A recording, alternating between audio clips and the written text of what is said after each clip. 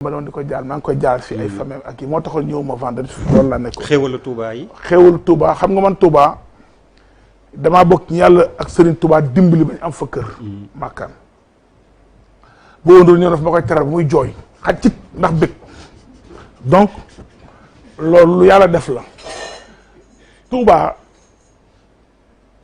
Touba dëkkub Serigne Touba la màggal Touba moom yaakaar naa ne même koo xam ne sax doomu murit bu la xelal mooy sens su màggal yaa fa war a jiitu kaay lenn rek la sëñ Tuubaa laaj ñaan ñu jàppale ko ci lenn rek ci àdduna kaay la ngeen santale ma sama borom amul leneen lu sëñ Tuubaa mu sa demande def taalibe te mu jàppale ko ci diggante yàlla ak yonent bi kaay la ngeen santale ma sama borom muy màggal gi rek la muy ndigal gu mag goo xam ni képp ku def julit boo nekkee sa kër sax mu ne sam xel bañ cee dañ di nga bokk ci tuyaaba ji ndax tuyaaba ji mooy yaatu donc ndimbal boobu sëñ Tuubaa defal ko jaamu yàlla yi loolu defal ko askan wi ngir yërmandeem ak mbaaxam loolu bu ko jotee ñun dañuy kontaan ba buy dem dañuy am naqar ndax màggal teet boo koy xaar mooy li nga xam ne boo koy xaar day neex a neex mais bu ñu la nee démbuloon màggal da ngay sant saw yaram da koy yëg da ngay sant saw yaram dafay dee ndax amuñu lu sunu màggal gi nag donc maa ngi ziyaara ñëpp di ñaan ñëpp ñoo xam ne teewoon nañ fa ak ku fa teew sa xel nekk ci lépp loo ñaan te muy lu gën ci yow gën ci réew mi yàlla na ko yàlla defal suñu xalif bu baax bi nga xam ni yàlla defal na ko loo xam ne yombul mooy lan ñëpp def ko ci biir seen biir xol yaa xam commandeur mais sëñ Muntaxa ñëpp wala seen biir xol yal na fi yàgg te wér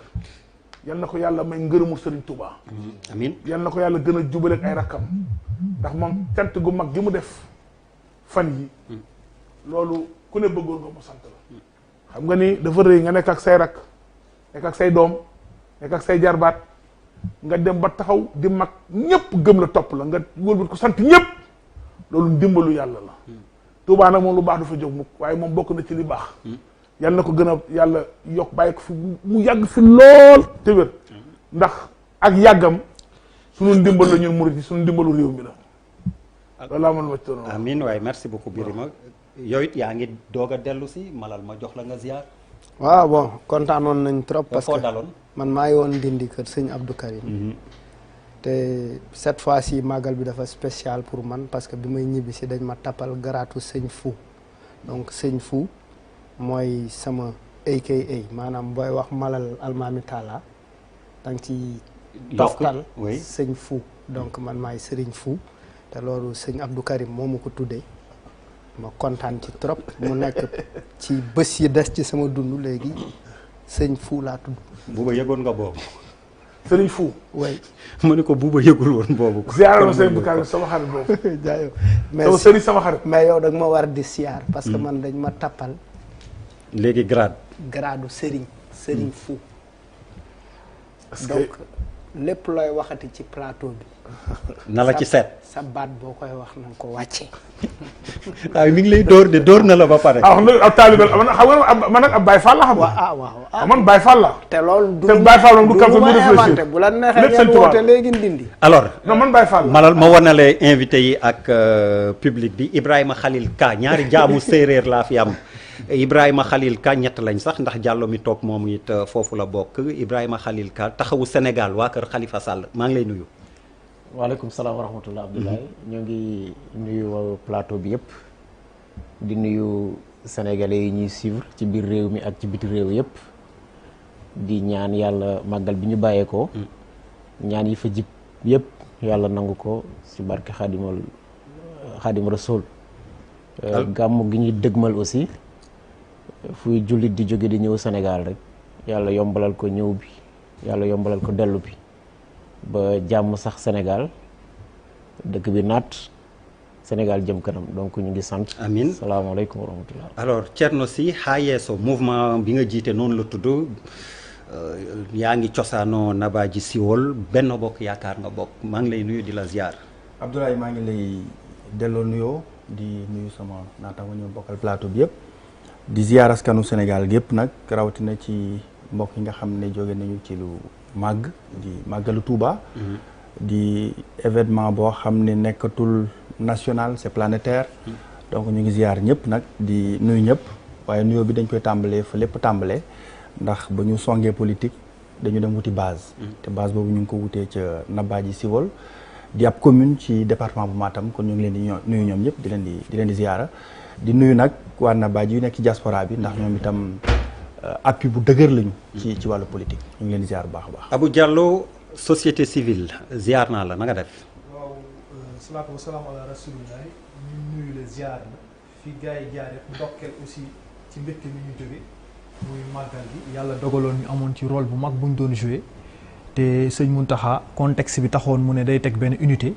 boo xam ne professeur Lamine Gueye docteur Khadim Ngom ak professeur Massamba Diouf ak docteur Alioune Mbacké ñoo ko la tegoon jël Revocap ak volontaires yi ñu ànd ak Marème Soda Ndiaye ak volontaires yi dem def fa presque 72 heures bi ñu yeggee donc ñu teral ñu accompagner ñu ci ba bu ñuy ñibbisi ci loolu soxna Baali Mountakha soxnaam nga xam ni bokk na ci ñetti cër yi mu am ci Serigne Touba uufal ko ñëpp jàppale ñu toppatoo ñu teral ñu ba buñ fay jógee ki tax ñu xam soxna Baali di doomam di Marie la Linguère Mantoulaye waajuram génn àdduna tey sarax bi doonoon tey sarax bi Touba ñu di ko jaale waale ñëpp nuyu waale Serigne Mbaye Sy Mansour ñun yàlla dogal na ni Tivaouane la ñu bokk di rafetlu li ñu jël aussi ci contexte bi prévention aussi di ko rafetlu lépp ci dans le cadre prévention Covid bi di nuyu suñu waajur suñu buntu ci tarixa bi mooy soxna Fatou Sida Ba. alors prévention boobu ngay wax sax deuxième partie bi dinañ ci dikkaat ak mbas mi Ibrahima Fall docteur Ibrahima Fall lañ ci àndal spécialiste santé publique la ci kanam tuuti incha allah dinañ ci yegg kon war ngeen nand ni politique la ñuy njëkkee moom la ñuy waxtaanee ak lu ñu mën tuddee dérive yi am ci discours politique bi jamono jii lu ko waral ak yan saafara lañ ci war a indil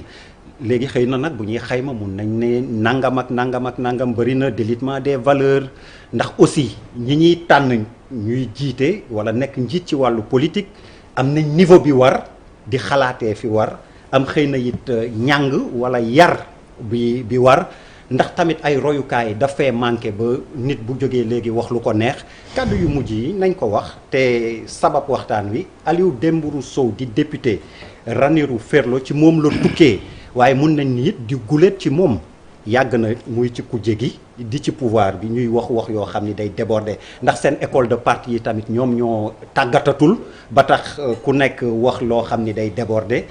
ñu samp ko comme laaj jëm ci indi ay leeral balaa ñu ci sori kon yow mi nga xam ni kàddu gi si fi nga faree la jibe yow laay njëkk laaj yow la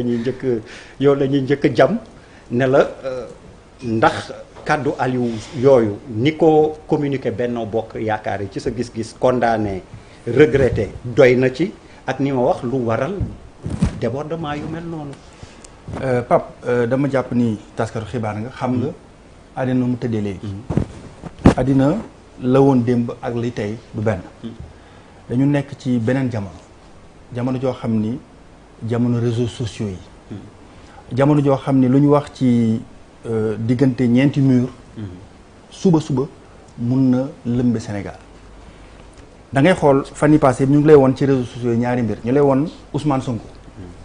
ba mu taxawee naan ñi fi nekkoon président yëpp dañu leen war a fusiller dafa toogoon ci ab réunion wax ko. ñu lay woon Aliou Dembourou Sow ci biir salle la taxaw di wax ak ay ñoñam wax fa wax ji ñu filmer ko loolu moo egsi sa biir kër egsi ma biir kër egsi diaspora bi egsi un peu partout bu doon xëj na 1990 la dina ko fa wax fukki at kenn du si jot kon contexte bi ñu toll li ñu war a xool kay mooy naka la ñuy gën a defaraat suñuy jàjj naka la ñuy gën a farloo si bu ñuy wax bañ di bàyyeeku ci lu bëri xoolaat xëj na li ñuy wax porté bi moom Aliou Dembourou Sow man wax dëgg yàlla condamné naa kàddu yi ñu ko ñëpp condamné ndax Sénégal yaakaar naa réewu jàmm la yoo xam ni kenn du génne ay jaasi pour gagner élection kenn du génne pistolet pour faat ay ancien président non li ñu war kay mooy jour élection ku nekk jël sa carte votel ki la neex te yaakaar naa ci loolu la président Macky Sall di woo ñu muy àndal yeneen parti itam yaakaar naa ci loolu la ñuy woo ñu ñuy àndal maintenant nag bu waxee lu ni mel moom ci boppam mu wax contexte loo xam ne mënuñu ko excuser de toute façon comme que egsi na si ñun mais li ma la wax sànq mooy bu réseaux sociaux yi tollu loon fu ñu toll bu dee leader politique foo taxaw di wax ñu jël ay téléphone portable di la filmer bu dee leader politique foo taxaw di wax li ñuy wax automatiquement ñu koy def en direct ci Facebook lii mun na dégâts bi mun na fi bañ a toll. mais mënoon gënul woon yomb bu bañ ko wax. waaw mais xam nga nag doomu aadama tam dañu koy jéggal ci mbir ku munta doon parce que li ngay wax nii dafa xaw a safaano dafa mel ni yaa ngi koy jéem a malgré li nga ne ñu ngi condamné mënuñu ko excuser. oui mais yaa ngi koy utal lay normalement waruñu ko utal lay. dama la dugal ci contexte général dama la ne fi ñu toll wutaluma ko lay dama la ne kaddu yi la yoo xam ne dañ koy condamné parce que fi réew mi toll du violence mooy gagné dara loolu c'est clair loolu amuñ ci équivoque amuñ ci sikki sàkk et puis c'est pas parce que Benno Bokk Yaakaar wax na ko mais en tant que doomu Sénégal bi ñu doon bu ñu déggee beneen doomu réew mi buy wootee violence mais dama la ni doomu aadama nit rek nga man ci plateau bi yàlla mun a dogal tey ma wax fi luy toj Sénégal yàlla mun a dogal nga def ko Malal Taal def ko wala Bouba def ko wala keneen def ko sunu borom moo bind doomu aadama bindee ko matadi donc léegi tam man li may laaj doomu Sénégal yi mooy ñuy toll foo xam ne léegi tam dinañ am tuuti tolérance tegaat nit ki ci yoon ku mënta doon ah je ne parle pas de Aliou Dembourou dama wax sama bos wax sa bos wax keneen ak keneen ñun ci ay médias lañ doon yëngu léeg-léeg nga toog ci télévision peut-être nga wax loo xam ne du woon sax sa xalaat mais li am ba des mooy kaddu la ñuy condamné maintenant nag ci perspective yi fi ñu jëm mooy xoolaat suñu toogaay ñun acteur politique booy dugg ci politique da ngay xam lu tax nga dugg ci nga xam itam leader bi ngay gunge mbébétam ligne de conduite am donc ce discours yi boo ko tabaxee ci loolu yaakaar na doo déborder te tam doo wax kàddu yoo xam ne xëy na dina jaxase réew mi. Ibrahima Khalil Ka ziar naa la ni ma ko waxee ci ubbite gi yow waa kër Khalifa Sall nga taxawu Sénégal nga bokk di jàngalekat tamit mbir mi noo ko jàngatee. alhamdulilah Abdullah bokk na d'ailleurs lu gën a tax ma sawar wuyu tontu bi tey ndax sunu kuréel yi am na ñoo xam ne ñooy lay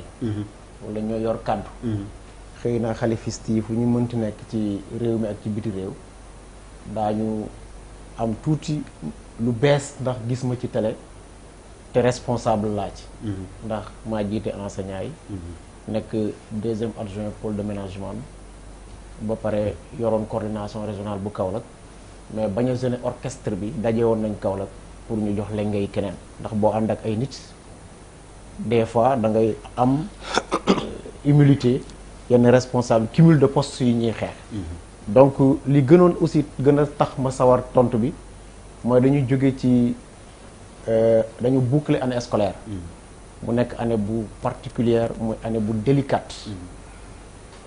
ma bëggoon ci bu ngeen ko permettre ñu gërëm ci ministre bi commençant par le ministre de l'éducation ak le personnel administratif de l'école sénégalaise les enseignants sur le terrain ak corps yi yëngatu ci jàng ak ci jàngale yépp ndax critiquoon na trop te xam nañ ne bu ñu demee ci année blanche marque day taali alal ju bari lay Sénégal di yàqule beneen bi mooy xale yi nga xamante ne ku nekk dina perte at ci jamono bi nga xam ne espérance de vie demeetul noonu at weer sax du caaxaan donc ñu delloo njukkal enseignant yooyu nga xamante ne daf nañu benn sursaut patriotique bu dëgër bu am solo ci premier essai bi bu sottiwul ñu dem ci deuxième essai bi yàlla def mu sotti ba résultat yi tey alhamdulilah mu nekk résultat yi satisfaisant donc enseignants yëpp ñu ngi leen di jaajëfal bu baax ça c'est la famille c'est la famille professionnelle la famille politique aussi daañu leen sant surtout Saloum gi nga xam ne fa la ñu jógee ko Nioro précisément dans la commune de Wakunguna ak le réseau national des enseignants yi nga xamante ne ñoom ñoo def confiance si man ak suñu leader Khalifa Sall pour revenir maintenant ci problématique bi ñun ay jàngalekat lañu yaakaar naa yéen ñi fi toog yépp lépp loo leen mënti am ci dayo ak lépp lu leen yàlla mën dénk ci koppar seen njabooti ala kuli aal daa ngeen leen génnee ci kër yi jox leen enseignant yi nit mën na am daraja faju ci biir këram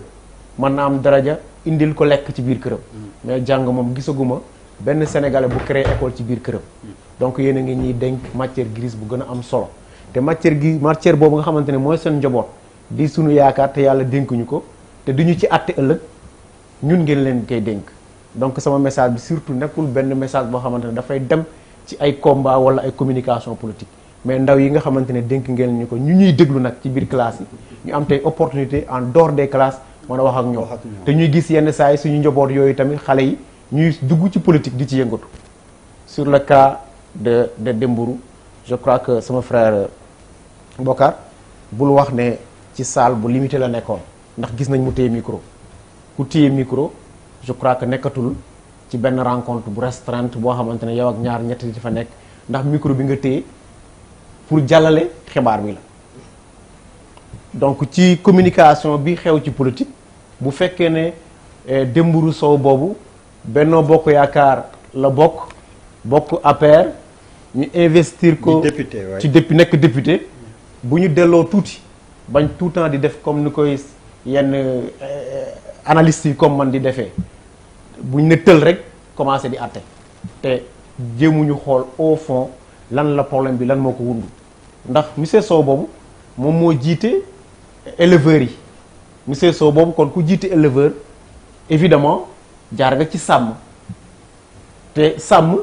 jaar xam nañ ne dafa yor arme blanche donc ñun dañu koy tooñee naan pël dañuy caw mais ñun bu ñu doon jox jaas bu ñu pël buy téye jaasi téewu ko pour gor nit parce que booy dem ci àll bi di nga gor bant pour dàq nag bi di nga gor bant pour samp nag bi di nga dagg buum bu xoj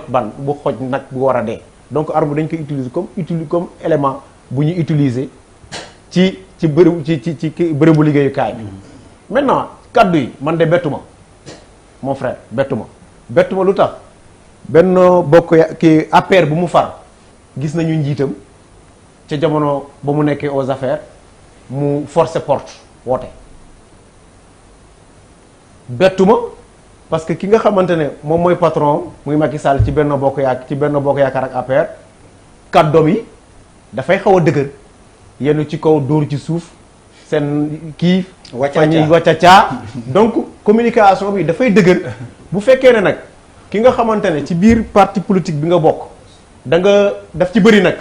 ay frondeur lañ maanaam am lu la metti daal di créer sa yëfu bopp loolu nga xam ne émotion da ciy rax kooku évidemment bu ñëwee ci terrain bi fekk fa koo xamante ne am na fit di àddu di yëkkati baatam ci kaw am na fit di téye arme am na fit di jàmbaarloo politicien boobu daf ko soxla parce que tamit je crois que là ce sont les leaders les leaders politiques qui sont interpellés dañuy soxla lépp soxla nañ ko am xaalis soxla nañ kuy àddu wax ju rafet soxla nañ kuy xuloo di dàggasante pour ne pas dire insulter soxla nañu rassembleur soxla nañu pacificateur léegi nag ki nga xamante ne yow yaay adhéré ci politique